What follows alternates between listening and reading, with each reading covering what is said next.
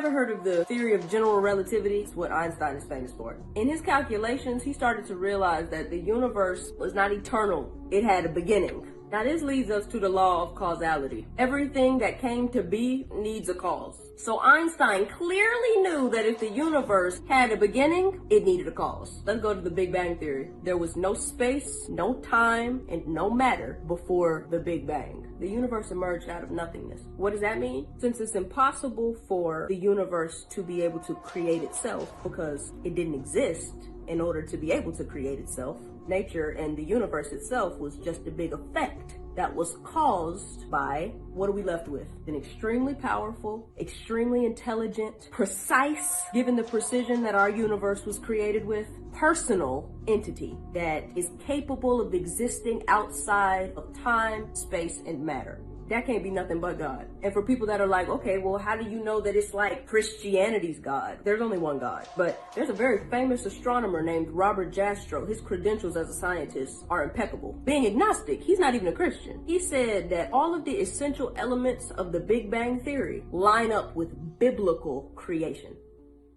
Because this is how God works. God speaks something and then science runs to catch up with what he said. Science doesn't create anything. Science studies creation. Let me just answer a question that I always get. Who created God? What'd I say? I said everything with a beginning. Everything that came to be needs a cause. God didn't come to be. God is eternal, the way a lot of people thought the universe was until science disproved it.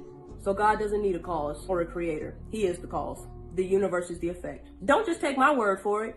Go look into it for yourself. One more thing. Evidence is not a substitute for faith. Following God is not a matter of evidence or proof. It's a matter of the will. You have to want to do it so you can have the peace that you're looking for. And if you don't want to make that choice, no amount of evidence is going to convince you to. You have to want to. As